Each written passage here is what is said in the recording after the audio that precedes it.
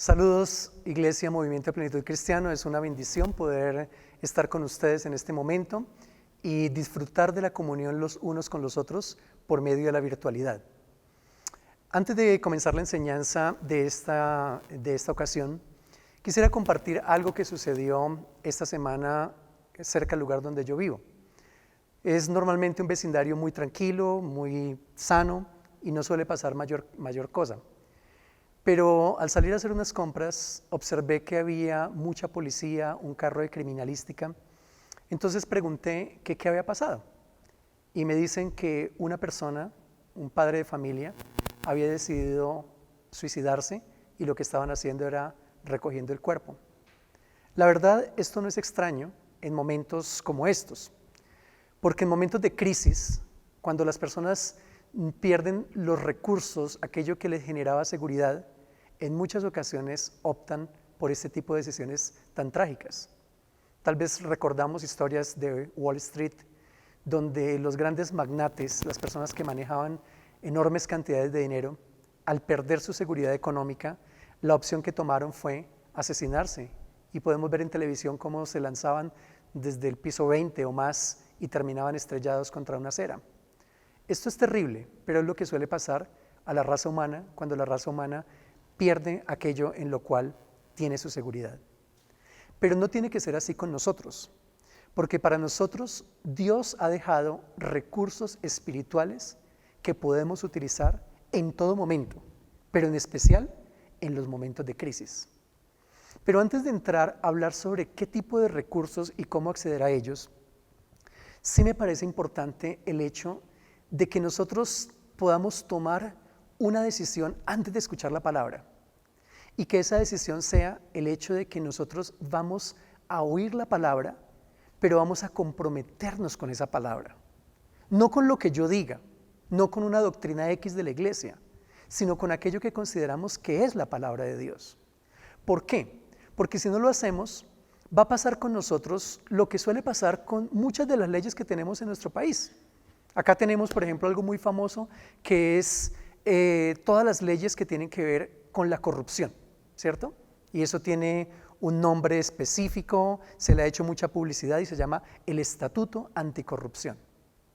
Y tenemos tipificados todos los delitos de robo, todas las cosas que no debemos hacer, tenemos tipificado el tipo de castigo que recibe quien lo haga. Oye, pero ¿de qué nos sirve esa cantidad de leyes si nosotros como colombianos y nuestros gobernantes no tomamos la decisión de dejar de ser corruptos?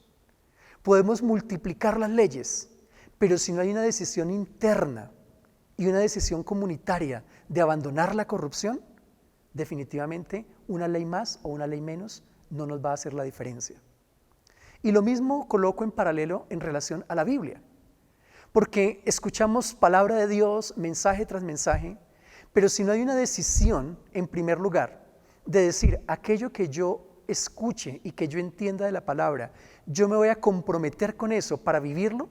Si no hay esa decisión, realmente lo que hagamos o lo que digamos va a causar muy, pero muy poco efecto. Por eso yo quiero invitarte a que haya una primera decisión, y esa decisión es: voy a oír la palabra, pero voy a comprometerme con la palabra, a vivir esa palabra. ¿Amén? ¿Estamos de acuerdo sobre eso primero? Si estamos de acuerdo sobre eso, entonces podemos entrar a estudiar la palabra. Y lo que vamos a ver en el día de hoy es cómo debe funcionar el gobierno de Dios en nuestras vidas. Vamos a hablar de cómo establecer el gobierno de Dios en cada uno de nosotros. Y para ello vamos a utilizar un texto bíblico que está en Mateo, en el capítulo 26, los versículos 36 al 45, donde se nos describe uno de los momentos más difíciles de la vida de Jesús y la manera como Él reaccionó ante esos momentos. También vamos a ver allí a sus discípulos y vamos a ver cómo reaccionaron ellos ante el momento de crisis, y vamos a poder identificarnos en cuál de las dos orillas estamos nosotros. O estamos siguiendo el modelo de Jesús, o estamos siguiendo el modelo de los discípulos, que en ese momento queda ejemplificado en la palabra de Dios. Veamos lo que dice la lectura. La lectura dice así: Entonces Jesús fue con ellos al huerto de olivos llamado Getsemaní y dijo: siéntense aquí mientras voy allí para orar. Se llevó a Pedro y a los hijos de Zebedeo, Santiago y Juan, y comenzó a afligirse y a angustiarse. Les dijo: mi alma está destrozada de tanta tristeza, hasta el punto de la muerte. Quédense aquí y velen conmigo. Él se adelantó un poco más y se inclinó rostro en tierra mientras oraba: Padre mío, si es posible que pase de mí esta copa de sufrimiento, sin embargo, quiero que se haga tu voluntad, no la mía. Luego volvió a los discípulos y los encontró dormidos. Le dijo a Pedro: ¿no pudieron velar conmigo ni siquiera una hora? Velen y oren para que no cedan ante la tentación, porque el espíritu está dispuesto, pero el cuerpo es débil. Entonces Jesús los dejó por segunda vez y oró: Padre mío, si no es posible que pase esta copa a menos que yo la beba, entonces hágase tu voluntad. Cuando regresó de nuevo a donde estaban ellos, los encontró dormidos porque no podían mantener los ojos abiertos. Así que se fue a orar por tercera vez y repitió lo mismo. Luego se acercó a sus discípulos y les dijo: adelante, duerman y descansen. Pero miren, ha llegado la hora y el Hijo del Hombre es traicionado y entregado en manos de pecadores. Muy bien, tenemos una escena fuerte. La escena es el momento previo en que Jesús va a ser entregado en manos de las autoridades religiosas de la época para ser en primer lugar torturado y en segundo lugar asesinado.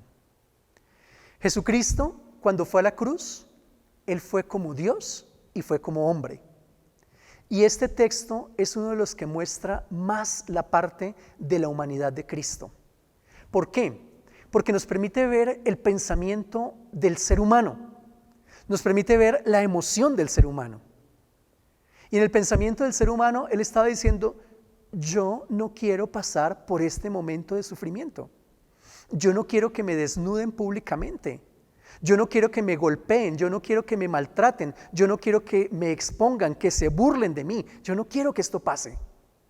Y sus emociones eran emociones de una angustia, de una tristeza, y se lo expresa a sus discípulos y les dice: mi alma está triste, está angustiada hasta la muerte. Y busca lo que todos buscamos cuando estamos mal: compañía, alguien que esté conmigo, alguien que me acompañe en el momento difícil. Y llama a sus 3 mejores amigos y les dice: por favor, vengan, estén conmigo, oren conmigo. Y habla con el Padre y comienza a exponerle todo su dolor.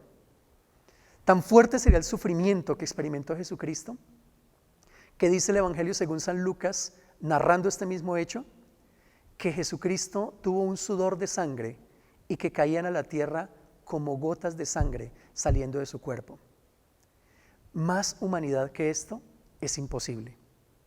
Un Dios que es totalmente humano, viviendo un momento de crisis como la que vivimos nosotros, y aún más terrible. Pero hay algo interesante: vemos su pensamiento humano, vemos su emoción humana, pero vemos otro elemento que está presente en su vida, y es el gobierno de Dios en él. Porque dirige la oración al Padre de acuerdo a cómo Él la siente, de acuerdo a cómo Él piensa.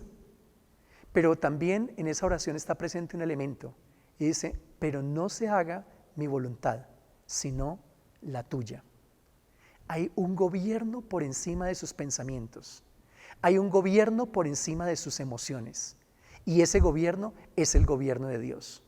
Yo pienso, yo siento, pero además de pensar y sentir, estoy sujeto a una autoridad superior a mí, que es la palabra de Dios, que es el Dios del universo. Vemos un segundo cuadro, y es el cuadro de los discípulos, que nos muestra la parte humana, también igual a la de Jesús, pero esa parte humana no está acompañada de ese elemento mencionado anteriormente que existía en Cristo, que es el gobierno de Dios. Y en la parte humana, ellos vienen, Jesús les dice: estoy angustiado hasta la muerte. Y los discípulos parecen no entender la gravedad del asunto. Y por el contrario, cuando Él les dice: acompáñenme, oren conmigo, dice la palabra que se quedan profundamente dormidos. Jesús los ve y se acerca a ellos y les dice: muchachos, no se duerman, este asunto es grave, lo que está pasando es delicado, es necesario que ustedes se den cuenta, el espíritu está dispuesto, pero la parte humana es débil, ustedes necesitan orar. Pero nuevamente escuchan la palabra de Dios y otra vez se quedan profundamente dormidos. Esto representa, los discípulos representan lo que es propio y natural de nosotros como seres humanos.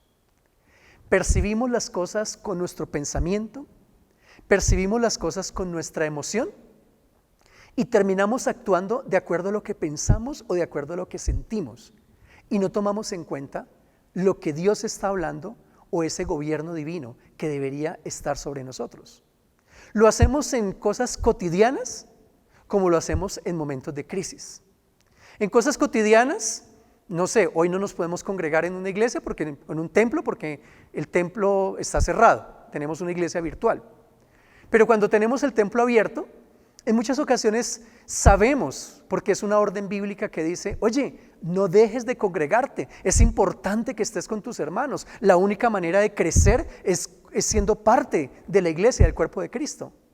Pero decimos: ay no, ¿sabes qué? Yo no lo voy a hacer, porque estoy cansado, porque tuve que trabajar de lunes a sábado, porque yo tengo un negocio, porque yo tengo una familia, porque yo tengo unos hijos, porque tengo una economía, pero yo no tengo tiempo de estar con ustedes en un templo. Yo no tengo tiempo de estar en tiempos de oración, yo no tengo tiempo de hacer un ayuno, yo no tengo tiempo de ir a evangelizar a una persona, yo no tengo tiempo de servir a alguien, yo no tengo dinero para ayudar a nadie, yo todo lo que tengo lo necesito para mí. Y decimos: es que yo pienso así y yo siento así. Y como yo pienso así y yo siento así, entonces yo actúo como yo quiero, porque yo digo: yo tengo la razón. Y la única ley que existe en mi vida es la ley que yo dicto para mí mismo. En pocas palabras, yo termino siendo Dios para mí mismo. Y tal vez tú te llames cristiano, cristiano protestante, cristiano evangélico, cristiano católico. Te puedes llamar de diferentes formas o tener la religión que tú tengas. Y no importa el título que tengamos, pero cuando esto es lo que sucede en mi vida, entonces significa que Dios no es el que gobierna mi vida, sino que por el contrario, quien gobierna mi vida soy yo mismo. Y esto lo hacemos en nuestro diario vivir, en nuestra cotidianidad. Pero en los momentos de crisis, esto, lejos de mejorar, por el contrario, esto empeora, esto se exacerba, ¿cierto? Porque en el momento de crisis, yo no tomo en cuenta lo que Dios dice, ni la palabra de Dios, ni las promesas que Dios tiene para mí, sino por el contrario, lo que prima es mi pensamiento, lo que prima es mi emoción y lo que yo determino que es mejor hacer. Por eso en estos momentos suceden cosas como aquellas que les acabo de comentar. En un vecindario donde nunca muere nadie, yo llevo 10 años viviendo en el lugar donde yo vivo y yo nunca he visto que maten a nadie, ni cosas de esas. Y en este momento alguien decide quitarse la vida. No lo estoy juzgando, no conozco sus circunstancias. Dios tenga misericordia de su alma y misericordia de su familia.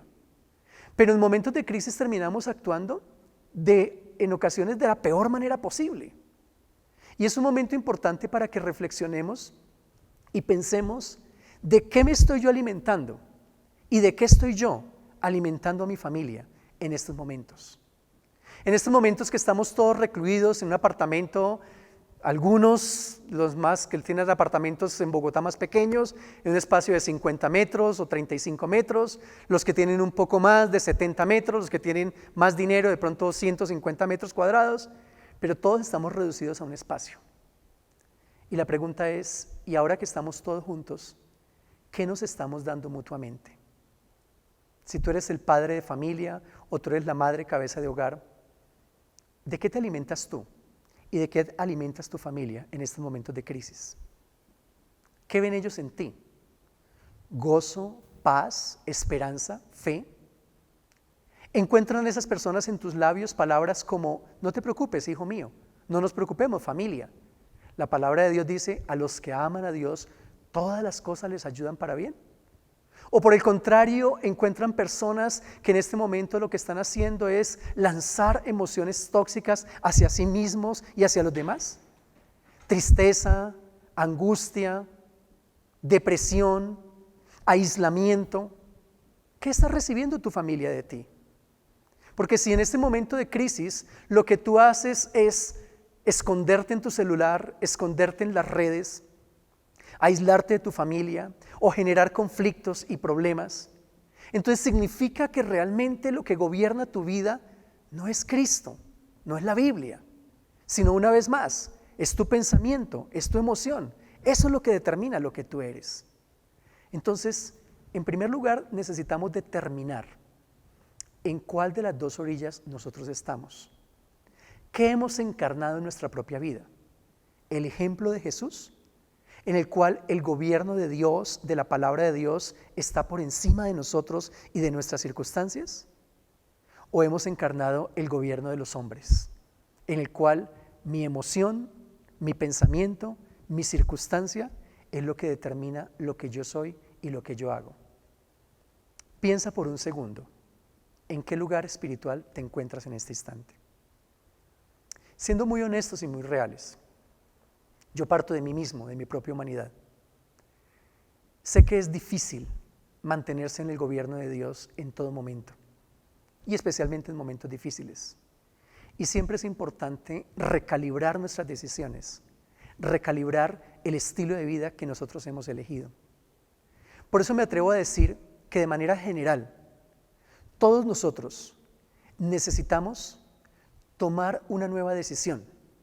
Y esa decisión tiene muchísimo que ver con el hecho de elegir un estilo de vida en el cual yo pueda aceptar el señorío de vida, el señorío de Cristo sobre mí, tal como Jesús lo hizo, momentos previos a llegar a la cruz.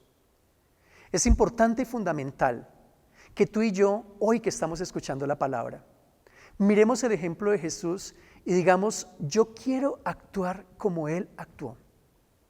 Yo quiero que en momentos de tranquilidad, porque esta pandemia va a pasar, sea hoy o sea mañana, pero todos vamos a volver a nuestra vida cotidiana. Hoy o mañana tú vas a volver a tu negocio, a tu empresa, vas a volver a tu estudio, a tu universidad, a tu colegio. Y si no hay una decisión previa, lo más probable es que sencillamente caigamos en lo mismo, ¿sí? Y sencillamente volvamos a ser la misma persona que sigue gobernándose con sus propios pensamientos, como ya lo he explicado abiertamente en esta enseñanza. Pero si por el contrario, hoy que estamos en un tiempo de reflexión obligatoria, si en este momento nosotros llegamos y paramos y decimos, es el tiempo y es el momento de tomar una decisión diferente. Yo quiero colocar mi vida bajo el gobierno de Dios. Entonces, si hacemos esto y damos este primer paso, nuestra vida va a tener un giro de 180 grados. ¿Por qué? Porque una cosa es que Jesucristo sea tu Salvador. Una cosa es que Jesucristo sea la persona que te ha bendecido, que Él bendice tus negocios, que Él bendice tu familia, pero tal vez Él no es el Señor de tu vida. Y Él te bendice porque Él es fiel. Y Él ha hecho un pacto contigo y Él va a cumplir con su pacto, lo cual no te valida ni a ti ni a mí frente al hecho de que Él sea el Señor de nuestras vidas. Tal vez disfrutamos de la bendición de Dios y tal vez nos hemos enamorado de la bendición de Dios. Tal vez queremos seguir con Dios porque nos gusta lo que Él nos da, pero realmente nosotros no estamos enamorados de nuestro Dios. Y tal vez nosotros no estamos realmente siguiéndole a Él, sino siguiendo lo que Él nos puede dar. Si esta es nuestra realidad, nuestro cristianismo tiene muy, pero muy poco valor.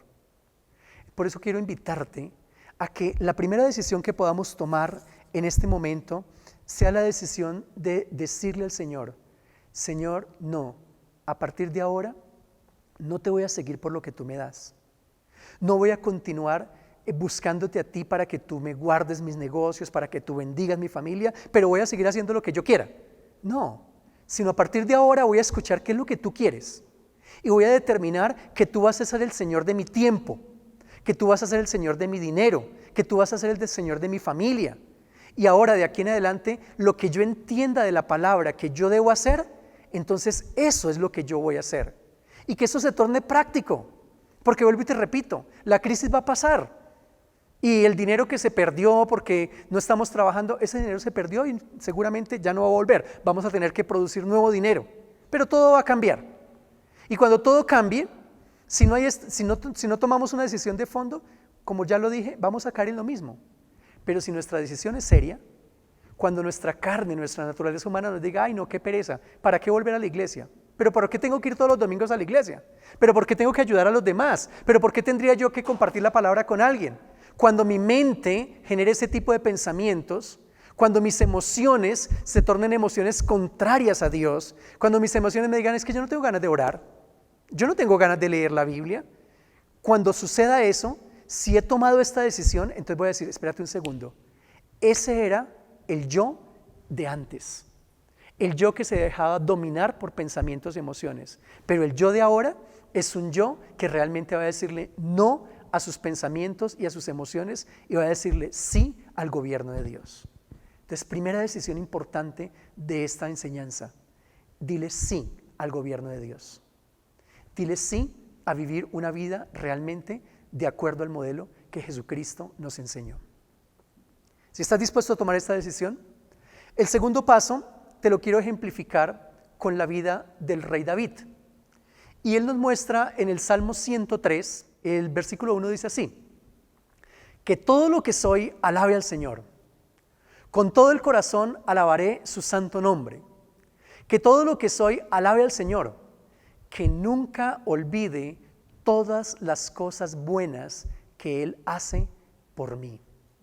Bien interesante, míralo nuevamente en tus pantallas, que todo lo que soy alabe al Señor. David, si tú te das cuenta lo que él está haciendo, el ejercicio que él está haciendo, es un ejercicio de darle una orden a su ser interior, a su alma, y está dando una orden desde su espíritu, que todo lo que yo soy, alabe al Señor. En la versión Reina Valera dice, bendice alma mía a Jehová, y bendiga todo mi ser tu santo nombre. Lo que vemos allí es un David que está dando una orden hacia sí mismo y está diciendo, nunca voy a permitir que mi ser interior me engañe, nunca voy a permitir que mis malos pensamientos y mis malas emociones gobiernen mi vida, sino que mi decisión es que todo lo que yo soy va a alabar y todo lo que yo soy va a bendecir el nombre del Señor. Es el segundo paso, hacer de esto algo práctico. ¿Sí? Porque todos tenemos malos pensamientos, todos tenemos malas emociones. No sería extraño que alguno dijera, uy, me está sobrando el tiempo, ¿por qué no me pongo a mirar páginas en internet que de pronto serían indebidas? Tal vez cosas que tienen que ver con lujuria, con pornografía. ¿Alguien podría sentirse tentado a eso? Sí, posiblemente. Otro puede sentirse tentado a algo menos inmoral, pero igualmente inútil, a pasar todo el tiempo viendo Netflix, viendo televisión, perdiendo el tiempo, como les dije, teniendo emociones negativas, aislado de su familia, huraño, negativo, tóxico para sí mismo, tóxico para los demás. Entonces, si seguimos el ejemplo de David y decimos, no, yo no voy a permitir ni que pensamientos incorrectos, ni que emociones incorrectas gobiernen mi vida, sino por el contrario, yo voy a hacer el ejercicio de que todo lo que yo soy alabe al Señor. En ese momento vamos a comenzar a ejercer el gobierno de Dios sobre nosotros. A partir de ese momento entonces mis pensamientos van a venir a mi mente, no voy a poder evitar que ellos vengan. Pero cuando ellos vengan, yo voy a tener la capacidad de pensar y decir, ¿este pensamiento es un pensamiento acorde a lo que Dios quiere? ¿Este pensamiento es un pensamiento que agrada a Dios? Si veo que ese pensamiento que tengo agrada a Dios, lo dejo pasar. Digo, ok, estoy pensando bien. Pero si me doy cuenta que ese pensamiento tiene un matiz antibíblico, inmediatamente voy a decir, stop, no puedo permitir que este pensamiento siga conmigo y voy a cambiar mi manera de pensar y voy a procurar colocar en mi mente un pensamiento divino. Igual voy a hacer con mis emociones. Si descubro en mí ese tipo de emociones que he descrito que son tóxicas, digo, pero ¿por qué estoy pensando así? ¿Pero por qué estoy siendo tóxico para mí mismo? ¿Pero por qué estoy agrediendo a mi familia, a los que están conmigo, por medio de estas emociones tan negativas? Y voy a frenar mis emociones y voy a decir, no, porque es que mi decisión es que todo lo que yo soy va a alabar al Señor. Ah, perfecto. En ese momento, de una manera práctica, yo voy a comenzar a vivir bajo el gobierno divino. Si ustedes se dan cuenta, no es algo, por decirlo de alguna forma, súper espiritual. ¿Sí? Uy, pero eso es algo rarísimo, algo extrañísimo. No, es algo muy cotidiano. Es algo en el día a día en el cual yo aprendo a entender cómo yo estoy pensando, aprendo a conocer cómo yo pienso y cómo me emociono, cómo actúo, cómo hablo.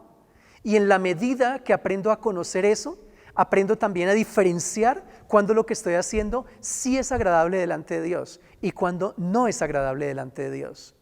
Y al marcar esa diferencia, entonces yo puedo comenzar a tomar decisiones firmes y decir, no, yo voy a agradar a Dios de una manera clara, de una manera real.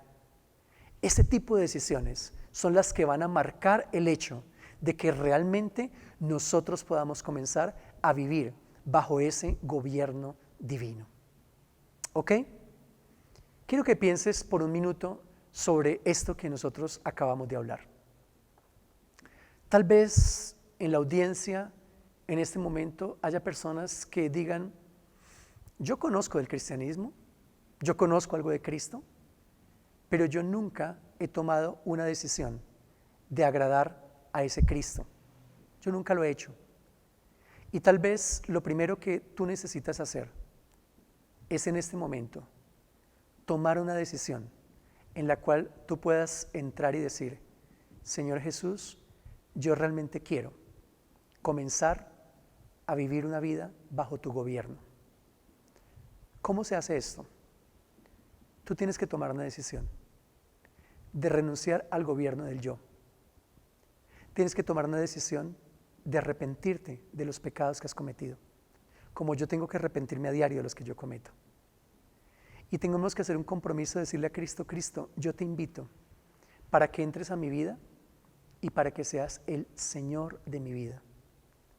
Esa es la oración de arrepentimiento que es necesaria hacer para poder tornarnos hijos de Dios. Entonces, yo quiero invitar a aquellos que no conocen de Cristo para que hagan esta oración conmigo y que puedan decirle al Señor que a partir de hoy quieren ser hijos de Dios. Luego vamos a hacer una segunda oración. Y en esta segunda oración, los que ya conocemos a Cristo, vamos a decirle al Señor que realmente es nuestro interés y es nuestro deseo que nosotros de cada uno de nosotros de vivir bajo el gobierno de Dios. Quiero invitarles a que hagamos estas dos oraciones. Y para ello quiero invitar a los líderes de la iglesia para que oremos juntos y le pidamos al Señor su bendición sobre nuestras vidas. Oremos. Señor Jesús, en esta hora llego delante de ti para darte gracias por haber muerto por mí en la cruz del Calvario. Yo reconozco que soy un pecador y que no puedo continuar viviendo sin ti. Por eso en esta hora llego ante tu presencia, reconociendo que te necesito.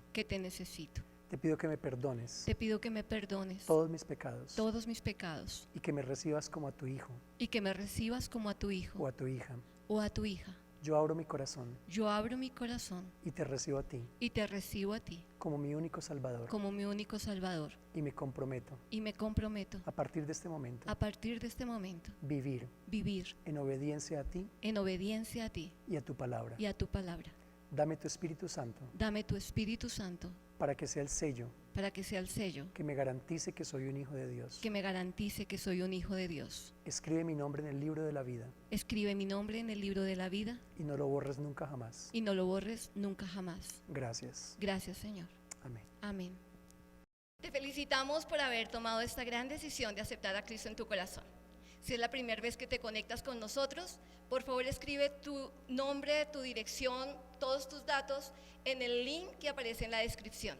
Queremos orar por ti y por tu familia, por tus necesidades. Envíanos tus datos y con gusto nos pondremos en contacto y estaremos un equipo orando por todas tus necesidades. Bienvenidos al cuerpo de Cristo. Gracias, Ruca.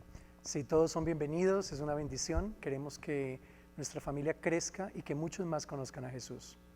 Y queremos orar, pidiéndole a Dios que realmente Él esté colocando una cobertura, un escudo especial sobre todos nosotros, para que este tiempo sea un tiempo de bendición. Yo lo mencioné en la predicación, un texto bíblico que está en el libro de Romanos que dice: a los que aman a Dios, todas las cosas les ayudan para bien. Y creemos que este tiempo es un tiempo que Dios va a utilizar para el bien de todos nosotros. Te invito a que nos conectemos en oración en este momento. Padre, te agradecemos porque tú eres Dios para los momentos de gozo, de felicidad, de abundancia, como también eres Dios para los momentos de dificultad, para los momentos de crisis o los momentos de escasez.